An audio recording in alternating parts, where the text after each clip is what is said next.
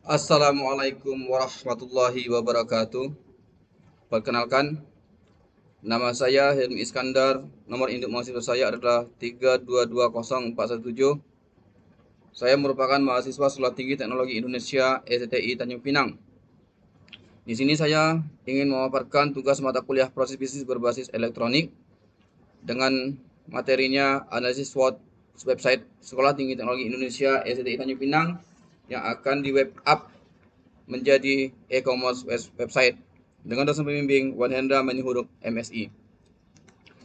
Sebelum kita memasuki materi dari analisis SWOT website STTI Tanjung Pinang, kita harus mengenal dulu Sekolah Tinggi Teknologi Indonesia Tanjung Pinang melalui profil dari STTI. Profil STTI Tanjung Pinang. Sekolah Tinggi Teknologi Indonesia Tanjung Pinang telah berdiri sejak tahun 1990 di Kota Bandung, yang merupakan perguruan tinggi yang berada di bawah naungan Yayasan Penelitian dan Pengembangan Komputer Indonesia. Sekolah Tinggi Teknologi Indonesia Tanjung Pinang membuka beberapa program studi, antara lain Teknik Informatika dan Sistem Informasi, dan sudah terakreditasi Badan Akreditasi Nasional Perguruan Tinggi dengan akreditasi B atau bernilai baik sejak tahun 2012. Mulai tahun akademik 2007-2008, berdasarkan surat keputusan Menteri Pendidikan Nasional Republik Indonesia nomor 79-D-O-2007, tanggal 18 Juni 2007, Sekolah Tinggi Teknologi Indonesia yang semula beroperasi di Kota Bandung dipindahkan izin operasionalnya secara mandiri ke Kota Tanjung Pinang. Sehingga tidak ada Sekolah Tinggi Teknologi Indonesia yang beroperasi di kota lainnya kecuali Kota Tanjung Pinang. Persetujuan penyelenggaraan operasional STI di Kota Tanjung Pinang oleh Menteri Pendidikan Nasional meliputi program studi Teknik Informatika Program Sarjana dan Sistem Informasi Program Sarjana, dan terdapat satu program khusus konsentrasi studi komputer akuntansi jenjang program sarjana. Setelah kita mengetahui profil dari STTI, kita harus tahu visi dan misi dari STTI Tanjung Pinang. Visi dari STTI Tanjung Pinang adalah mewujudkan perguruan tinggi yang berkualitas tahun 2020 dalam bidang pengembangan sistem pendukung e-government dan e-business di tingkat Provinsi Kepulauan Riau. Misi, menyelenggarakan sistem pendidikan yang berkualitas di bidang teknologi informasi dengan menjalin kemitraan dengan pemerintah, lembaga swadaya, dan industri. Yang kedua, misi kedua adalah menyelenggarakan penelitian dalam bidang teknologi informasi untuk membantu memecahkan persoalan yang dihadapi oleh masyarakat pengguna teknologi informasi. Yang ketiga, menyelenggarakan kegiatan pengabdian kepada masyarakat atau PKM sebagai bentuk kepedulian insan akademik dalam membantu pemanfaatan teknologi informasi oleh masyarakat dalam menunjang kegiatan ekonomi, sosial budaya, pendidikan, dan lain sebagainya. Misi yang keempat adalah menjalin kerjasama dalam pengembangan untuk meningkatkan kualitas sumber daya manusia untuk memberikan layanan yang prima dalam bidang teknologi informasi. Misi yang terakhir adalah mengembangkan sarana dan prasarana yang memadai untuk mendukung proses pendidikan yang berkualitas. Sekarang setelah kita mengetahui visi dan misi STTI Tanjung Pinang, kita memasuki dengan analisis SWOT. Pengertian analisis SWOT. Analisis SWOT adalah identifikasi berbagai faktor secara sistemis untuk merumuskan strategi berdasarkan logika yang dapat memaksimalkan kekuatan atau strengths dan peluang opportunities, dan secara bersamaan dapat meminimalkan kelemahan weakness dan ancaman threats. Jadi, analisis SWOT membandingkan antara faktor eksternal, peluang, dan ancaman dengan kekuatan dan kelemahan.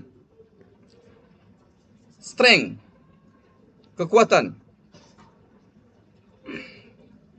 merupakan kompetensi khusus yang dapat memberikan keunggulan komparatif, baik suatu organisasi dapat berupa keunggulan komparatif bagi suatu organisasi dan dapat berupa sumber daya keuangan, citra organisasi, kepemimpinan pasar, hubungan yang baik dengan pembeli dan pemasok, serta berbagai faktor lainnya. Weakness, kelemahan, meliputi berbagai keterbatasan sumber daya, keterampilan, dan kapabilitas yang dapat menghambat kinerja suatu organisasi, seperti keterbatasan kemampuan keuangan, fasilitas, kapabilitas kemampuan manajemen, dan sebagainya.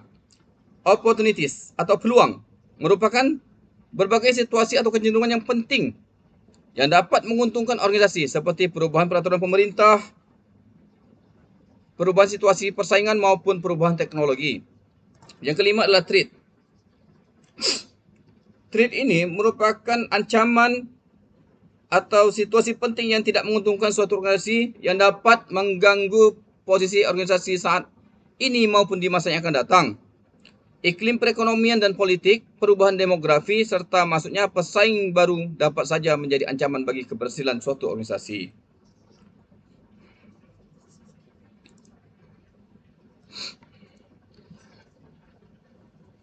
Analisis SWOT ini mencakup 3 langkah utama. Yang pertama adalah kita harus memahami kekuatan dan kelemahan organisasi atau lingkungan internal. Dan langkah kedua adalah kita harus mempelajari lingkungan organisasi dan memahami peluang dan ancaman yang ada dalam lingkungan tersebut atau lingkungan eksternal. Yang ketiga, yang terakhir, langkah utama yang terakhir adalah menganalisis kekuatan mana yang dapat digunakan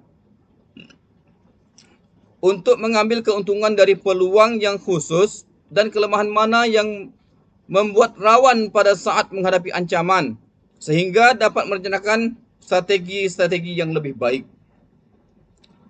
Untuk melakukan analisis SWOT, yang utama kita sudah sebutkan tadi, dan saran untuk melakukan analisis SWOT ini ada 5 langkah, yaitu yang pertama, kita harus mengidentifikasi kelemahan dan ancaman yang paling urgent, yang paling penting, yang paling bisa menyerang dari rencana-rencana pembuatan e-commerce yang kita lakukan untuk bisa diatasi secara umum dan pada semua komponen. Yang kedua, kita harus mengidentifikasi kekuatan dan peluang yang diberikan cocok untuk upaya mengatasi kelemahan dan ancaman yang telah diidentifikasi lebih dahulu pada langkah pertama tadi. Dan yang ketiga, kita harus memasukkan butir-butir hasil identifikasi dari langkah 1 dan langkah 2 ke dalam bagan analisis SWOT. Langkah ini dapat dilakukan secara keseluruhan.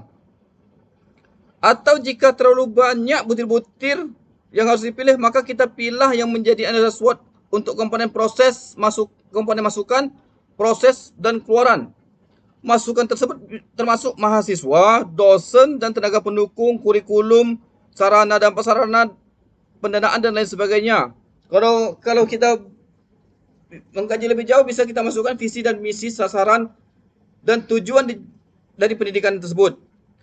Dan proses termasuk tata pamong atau pengelolaan program, proses pembelajaran, suasana akademik, sistem akademik, sistem informasi, sistem jaminan mutu, penelitian dan pengabdian kepada masyarakat atau PKM. Sedangkan keluaran adalah lulusan dan keluaran lainnya, sarjana-sarjana lulusan STI dan keluaran lainnya yang mencakup tugas akhir mahasiswa seperti skripsi, tesis, model-model publikasi, hasil pengaduan ke masyarakat.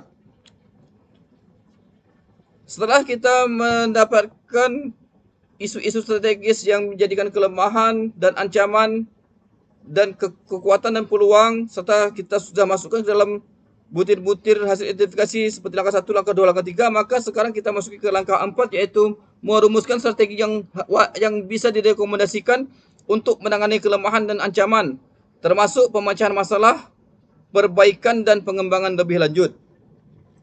Langkah kelima, kita harus menentukan prioritas penanganan kelemahan dan ancaman, dan kita menyusun suatu rencana tindakan,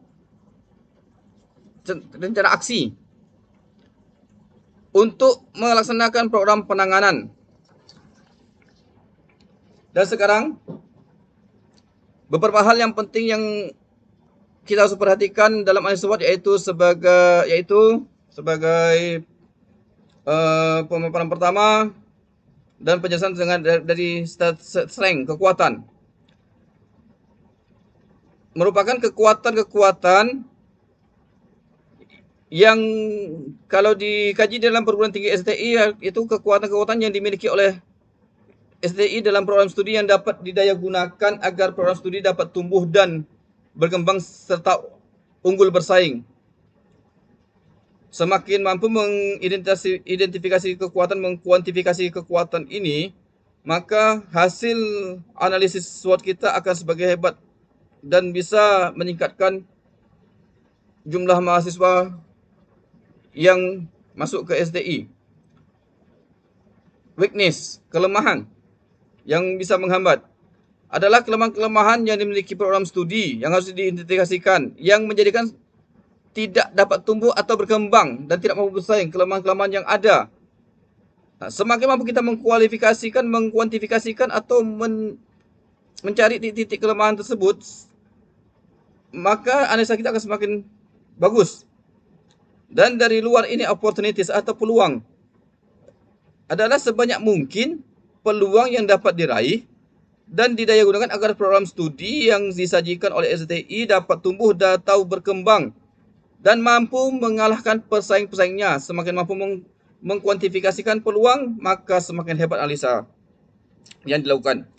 Treatment. Treatment ini adalah ancaman-ancaman terhadap keberlangsungan dalam persaingan yang jika tidak memahaminya dan menyadarinya untuk segera diatasi, maka suatu organisasi bisa hancur keberlanjutannya atau tidak bisa berkembang dengan baik. Setelah kita melihat dari 4 analisis SWOT, strength, weakness, opportunities, and threat, kita harus mengklasifikasikan yang pertama input, proses, output, outcome, dan impact.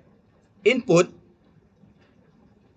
di sini adalah sumber daya manusia, yaitu dosen, staf pendukung, teknisi, laboran, atau orang yang melaksanakan proses di labor, administrasi, keberumah tanggaan, mahasiswa, baik itu mahasiswa yang sudah aktif maupun calon mahasiswa, kurikulum, fasilitas, dan infrastruktur sarana prasarana.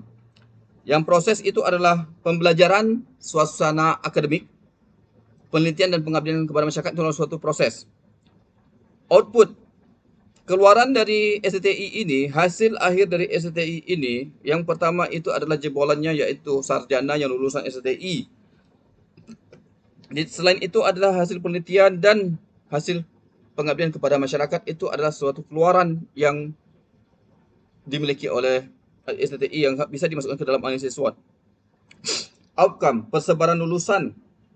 Hasilnya, outcome itu adalah hasil. Hasil itu persebaran lulusan, hasil penelitian, dan hasil dari PKM itu termasuk dalam outcome. Dan setelah outcome ini kita akan melihat impact atau dampak dari proses-proses yang ada, dari input, proses, output, outcome, kita akan melihat impact-nya. Impact ini adalah kinerja lulusan dari STI di masyarakat, penunjukan hasil penelitian, PKM, dan penerbitan oleh masyarakat akademik. Dan setelah input, proses, output, outcome, dan impact kita klasifikasikan, kita juga harus mengidentifikasikan pemakai jasa atau pelanggan yang ada di STI Tanjung Pinang. Jika di dalam dunia pendidikan, pelanggan yang dapat dilihat, yang kita dapat lihat dari pelanggan dari berbagai sudut pandang, di antaranya adalah yang pertama, pelanggan adalah pemakai produk. Pemakai produk institusi pendidikan, yaitu dunia usaha. Produk kita adalah lulusan, sarjana mahasiswanya. Yang kedua, pelanggan adalah pemakai hasil riset yang dilakukan oleh dunia pendidikan. Contoh, seperti pemerintahan. Sekarang ini kan absensi itu sudah menggunakan sistem ya seperti di provinsi itu menggunakan sistem aplikasi Android dan iOS. Itu bisa dijadikan suatu riset yang digunakan oleh dunia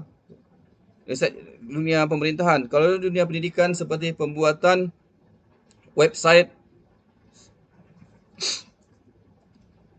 pembuatan robot itu adalah pemakai hasil. Karena setahu saya STTI ini nilai jualnya sangat tinggi dengan lulusannya yang sangat tinggi. Karena di STTI ini ada program teknik informasi. Teknik informasi itu adalah bisa melakukan perakitan-perakitan setahu saya.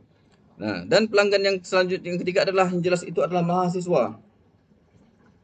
Mahasiswa ini adalah pelanggan atau pengguna jasa dari STTI Tanjung Pinang.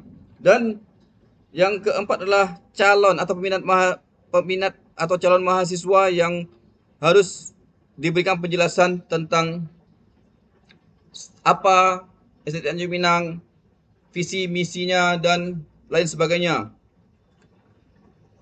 Yang terakhir adalah alumni yang memerlukan jasa layanan STTI Tanjung Pinang. Maksudnya di sini adalah alumni yang sudah bekerja atau sukses itu kita bisa membuat testimoni seperti yang dilakukan oleh program studi lain, bahwa ada testimoni bahwa alumni ini kesan dan pesan dan kesannya di dalam sangat belajar di STTI Tanjung Pinang dan ilmu yang didapat di STTI Tanjung Pinang. Dan jika bisa testimoni yang disajikan oleh alumni tersebut disampaikan dalam bentuk video singkat. Dan untuk meningkatkan website STTI Tanjung Pinang yang sekarang ini belum berbasis e-commerce dan insya Allah akan ditingkatkan ke e-commerce, maka kita masuk ke dalam website STTI Tanjung Pinang. Di website STTI Tanjung Pinang ini kita melihat di sini disajikan berita tentang mahasiswa STI menggelar bakti sosial. Ini merupakan PKM, pengabdian kepada masyarakat. Ini pengumuman kepada seluruh alumni. Memang sudah ada berita-berita di sini. Cuma kekurangan di sini adalah apa yang dilakukan itu tidak terdapat dalam galeri. Karena masyarakat umum biasanya itu melihat galeri, lini masa dari suatu kegiatan. Karena kebanyakan masyarakat itu sekarang ini malas untuk membaca berita. Mereka lebih suka melihat galeri dalam bentuk video singkat. Harus disajikan dalam sini. Karena itu termasuk dalam sistem promosi. Dan di sini tidak ada galeri tentang apa yang dilakukan oleh mahasiswa-mahasiswa STI. Tentang expo atau pameran-pamerannya tidak ada. Karena saat ini kan tidak bisa berkumpul saat pandemi COVID-19. Oleh karena itu, sebaiknya dimasukkan di sini galeri-galeri tentang expo pameran hasil dari rekayasa perangkat lunak yang telah dilakukan oleh mahasiswa STI Tanjung Pinang. Di dalam pengisian KRS ini hanya terisi SOP dari pengisian KRS. Yang dulu mahasiswa mengajukan KRS, konsultasi dan pengisian KRS disahkan dan diinput KRS online di alamat ini yang sekarang kita kenal dengan SIMAK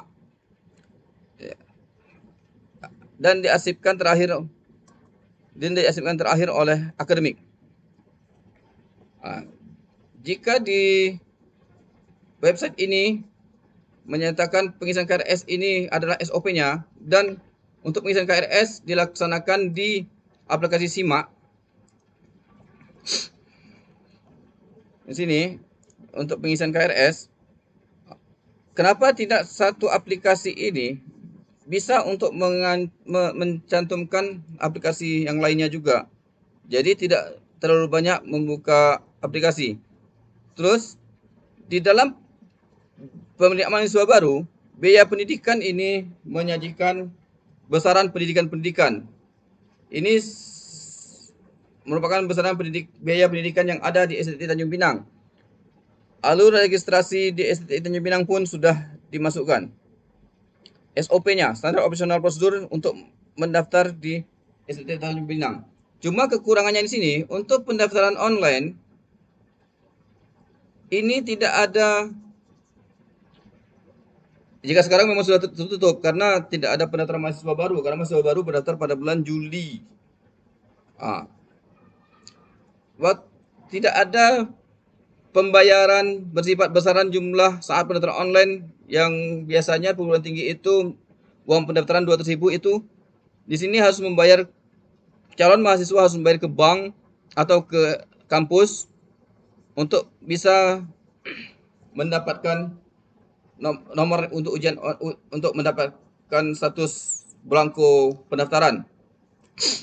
Jika di sini dimasukkan STI bekerja sama dengan pihak lembaga keuangan untuk bisa menerbitkan virtual account, jadi situs ini bisa berubah menjadi situs e-commerce karena situs ini berhubungan dengan akun bank dari SDI Tanjung Pinang. Dan sebaiknya SDI Tanjung Pinang tidak terdaftar dalam satu akun lembaga keuangan. Jika terdapat virtual account, aku bisa transfer tanpa harus melaporkan lagi bukti transfernya ke bank, ke STI Tanjung Pinang. Dan setelah selesai pembayaran virtual account, otomatis sistem akan mengklasifikasi atau memverifikasi pembayaran tersebut, dan jika sudah benar-benar uangnya sudah masuk dengan nomor virtual account tersebut, maka statusnya sudah berubah menjadi status bayar seperti sebagaimana di Bukalapak. Untuk program studi ini menyajikan tentang izin program studi tersebut.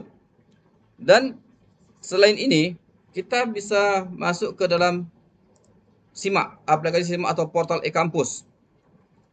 Di dalam portal e-kampus ini, mahasiswa yang melaksanakan pembayaran semester pendek, contohnya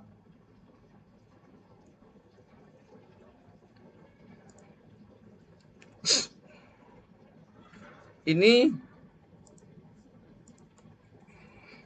misal saya tambah di sini. Di sini tidak menyatakan nomor virtual account, tetapi jumlah per SKS yang disajikan. Tetap jika di sini saat pendapatan nomor faktur bank seperti ini, terus kita masukkan sini, di bawah ini setelah kita oke, keluar virtual account atau nomor yang harus ditransfer dengan jumlah besaran biaya, dan setelah dibayarkan oleh mahasiswa tersebut, maka otomatis mahasiswa tersebut bisa melakukan pengisian KRS di sini. Itu lebih menguntungkan bagi STI karena semua diverifikasi oleh sistem. Dan di dalam sini sistem otomatis bisa mengklasifikasikan bahwa saat mahasiswa membayar 50% seperti peraturan STI, yang bisa dicetak adalah print out KRS. Dan jika sudah 75% print out KSM untuk mengikuti UTS, ujian tengah semester. Dan saat UAS, ujian akhir semester, maka seluruh pembayaran harus sudah lunas. Di dalam virtual account tersebut harus dibuat klasifikasi tentang besaran biaya pendidikan, seperti ada biaya 5%, 1%, atau 75% yang harus dibayarkan. Dan setelah misalkan pembayaran, KSM sudah terbit, KRS sudah terbit, maka proses dari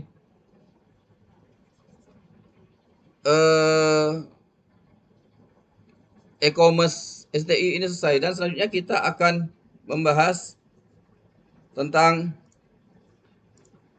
analisis SWOT website STI tadi. Kekuatannya di sini adalah mudah diakses melalui PC, laptop maupun smartphone. Untuk mencari lokasi perguruan tinggi sangat mudah karena terdapat di dalam Google Maps. STI Tanjung Pinang memiliki website pendukung proses pendidikan seperti Siap STI Indonesia, SIMAK STI Indonesia, dan aplikasi yang lainnya, website lainnya. Kelemahannya, website tersebut tidak menampilkan data profil lulusan STI yang sudah bekerja baik pada instansi pemerintah maupun swasta atau yang membuka lapangan usaha sendiri, karena hasil atau keluaran output dari STI Tanjung Pinang itulah mahasiswa lulusan STI Tanjung Pinang yang sukses, yang bisa mengimplementasikan ilmu yang didapatnya di STI Tanjung Pinang.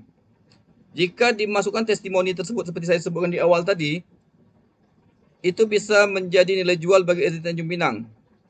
Dan hasil rekayasa perangkat lunak yang dibuat oleh mahasiswa itu tidak diupload di dalam website SDT Tanjung Pinang, karena jika kita mengupload rekayasa tersebut, insya Allah peminat itu akan bertambah masuk ke SDT Tanjung Pinang. Dan di website tidak menampilkan lini masa kegiatan mahasiswaan, kegiatan akademik. Oportunitas peluang di SDT Tanjung Pinang sangat benar, karena dunia usaha, dunia kerja itu sangat membutuhkan tenaga informatika. Orang yang menguasai informatika untuk masuk sebagai front office, otomatis mereka harus menguasai Word dan Excel. Apalagi untuk menjadi seorang analis di dalam suatu lembaga, baik itu lembaga swasta, pendidikan maupun pemerintahan. Peluang dari yang selanjutnya adalah meningkatkan mutu kredibilitas pendidikan, menjalin kerjasama dengan usaha dan pemerintah. Ancaman. Nah, yang terakhir ini adalah ancaman. Ancaman yang terdapat saat kita melakukan e-commerce adalah penyerangan virus yang dapat merusak sistem operasi dan ancaman dari hacker yang dapat mengetahui, karena jika suatu aplikasi itu atau website itu bersifat e-commerce, maka dia akan terhubung ke bank. Oleh karena itu, kryptonite atau sistem pengaman komputer kita harus tinggi. Persandian di dalam sistem pengaman komputer itu harus tinggi agar hacker-hacker itu tidak dapat memasuki website-website yang telah kita buat. Demikianlah pemaparan analisis SWOT website SDT Tanjung Pinang yang telah saya susun. Jika terjadi kesalahan bicara, saya mohon maaf yang sebesar-besarnya. Dan terakhir, saya ucapkan terima kasih kepada Bapak Wan Hendra yang telah menjelaskan tentang proses bisnis berbasis elektronik, sehingga sehingga bisa membuat analisis SWOT seperti yang telah ditugaskan hari ini. Akhirul kalam, billahi taufiq wal hidayah. Wassalamualaikum warahmatullahi wabarakatuh.